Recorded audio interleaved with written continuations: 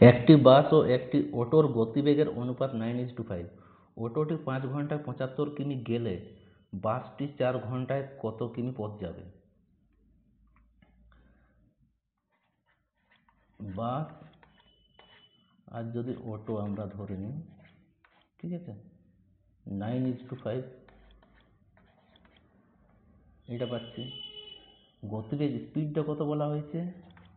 5 ঘন্টাতে 75 কিমি, ঠিক আছে। তাহলে 1 ঘন্টাতে গতিবেগটা যদি পাবো 5 15তে, তাহলে 15 কিমি প্রতি ঘন্টা।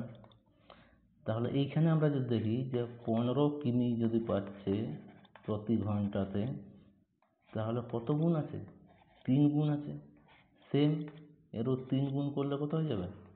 27 কিমি প্রতি ঘন্টা। তাহলে বাসের গতিবেগ পেয়ে গেলাম 27 কিমি প্রতি ঘন্টা। 27 কিমি যদি স্পিডে যদি কত ঘন্টা বলেছে?